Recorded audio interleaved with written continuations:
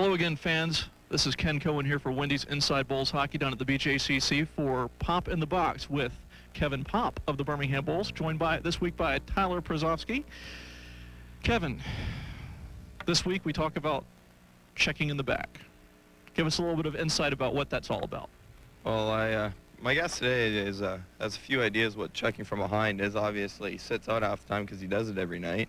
Then he likes to grab guys when they come in and have a discussion about it. But checking from behind, it can either be a 2-minute penalty or a 5-minute major, which Tyler likes his 5-minute majors, and followed by a suspension.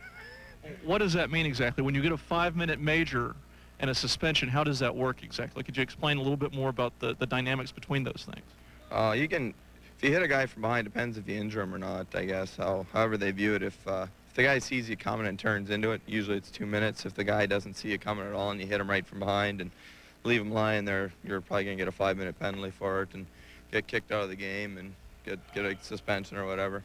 If Tyler sees me coming right now, if he turns into the hit like this, chances are that's only going to be a 2-minute. Tyler goes in for the puck, doesn't see me coming at all, and he goes head first.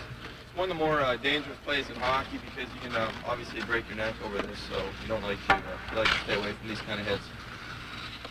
All right, well, I'm going to ask Tyler, is there a hint or a trick you can tell the kids out there how, like, not to get a real big penalty for that or anything? I don't know if there's a trick. You probably just shouldn't do it. If you see a guy's numbers, stay away from the hit. You can slow down on the hit. I mean, it's a pretty severe hit, and a lot of guys have got hurt, and some people have been paralyzed from that kind of hit. So it's a pretty severe hit, and that's why it usually ends up in a major and a suspension. But if you see a guy's numbers, just stay away from hitting them. So don't do it at all. That's the key to that.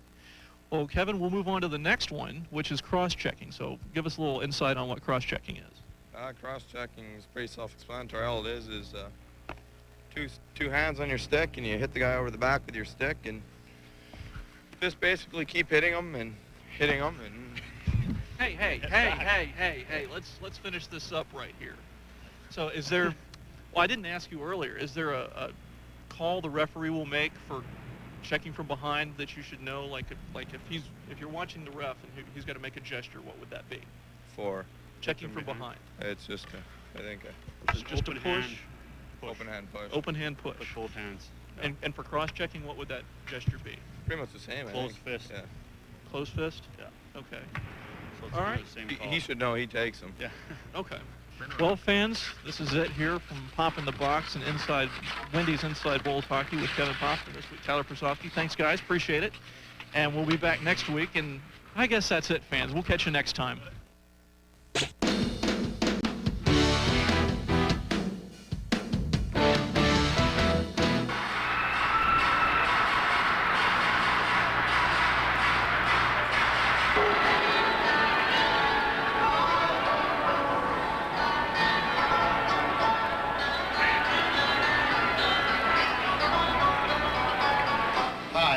I'm the technical director for the Birmingham Bulls. This is where we control all of the entertainment aspects of the hockey game, the pregame show. It's where we play the music, where we design and play the light show, where we call the cues for the spotlight operators and coordinate the PA and makers. The planning that it takes to do a game can take anywhere from 2 days to 2 weeks, depending on the complexity of the game. Opening night usually takes about 3 or 4 weeks to plan. And we try to change shows up on a regular basis and try to change music up on a regular basis so our fans stay both entertained and enthused while they're watching the hockey game. Hello, my name is Brian Peters. I do the music for the Bulls hockey, and I play everything for the crowd participation, the YMCA, and the goal music, and just try to get the vibe going for the hockey games. Hi, the new ownership has taken a turn towards more family-oriented entertainment, which means that we have to include a little bit more in the entertainment package than just a hockey game. So we try to provide mascot in the stands and the prize giveaways and the children's fun zone. And the involvement of our technical crew interacting with the fans in the stands has increased tremendously. Our spotlights now try to orient on fans that are having a good time and either cheering loudly or dancing, and They try to lead waves when we have enough people here to have a wave around the Coliseum. In general, we've become more fan involved. Okay. Yes, let's go with the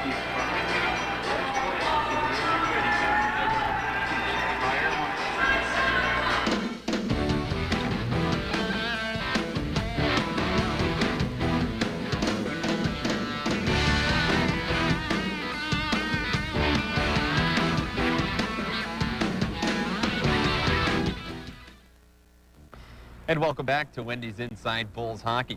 Taking a look at what's on tap for the Birmingham Bulls tomorrow night. The Bulls will travel to Augusta to take on the Augusta Lynx of the Southeast Division, but the Bulls will not return home until Friday night, December 17th, when they host the Pensacola Ice Pilots. Game time is set for 7:30, and fans, we have a special promotion going on that night as well, as it will be Birmingham Bulls Beanie Bowl night. The first 2,500 fans in attendance will receive a Bulls Beanie Bowl, compliments of Bruno's, Food World, and Tombstone Pizza. For more information, you can always call the Bulls ticket office at 458-8833. And if you need some individual game tickets to the game, you can always call Ticketmaster at 715-6000. And now it's time for the biggie question of the week. And this question comes from Gary Brown Jr.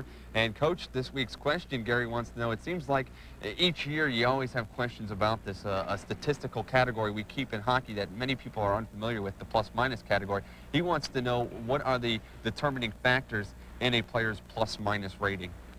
Well, I think the biggest issue in that is pretty much if you're on the ice for an even strength goal, you get a plus.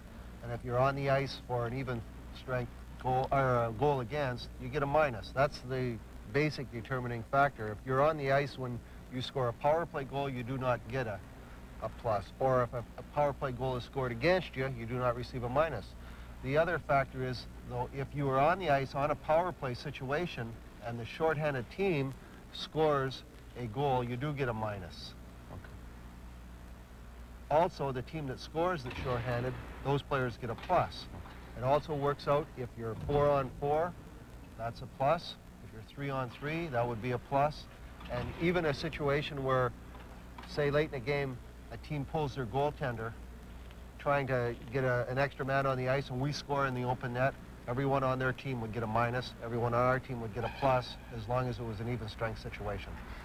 Dennis, and that explains the plus-minus part of it, but what do coaches and what do you use that statistical category for? We have a guy on the team who is named the plus-minus performer of the month in the East Coast Hockey League the month of November. Kelly Perot was a +16. He's a +23 overall, tops in the league, and yet we have some guys on our team that are down in the minus category, which we would figure isn't as good. But what do you use it to judge? Well, you got to be careful on how you judge it, because there are situations, there are victims, so to speak. You know, there's 5 guys on the ice, 5 forward guys, counting the goalie 6. Once in a while a goalie will make the mistake. Sometimes you've done everything right and somebody else has made the mistake and you get victimized for a minus. But over the course of time, if it continues to be a minus, usually there's a trend there as to why you're a minus or why you're a plus. Now, Kelly Perot, I think, is playing absolutely outstanding. That's why he's a plus player, because he's playing very well. He possesses a good offensive skills, so he moves the puck up to the forwards.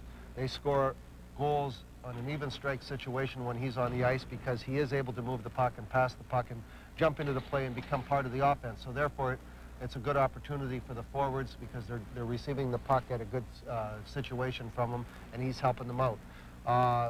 Other guys, like Kevin Popp, for example, isn't as apt to jump into the play on an offensive situation as Kelly, so he's not as apt to have as high a plus-minus. But his strength has got to be very strong in his own end and not allow any minuses against him. So each guy, especially the defense guys, have a different role to play in attaining how they get their plus-minus. Well, thank you, Gary Brown Jr., for your question. If you would like to participate in the Bulls Biggie Question of the Week, send your questions care of Birmingham Bulls Hockey, P.O. Box 1506, Birmingham, Alabama 35201.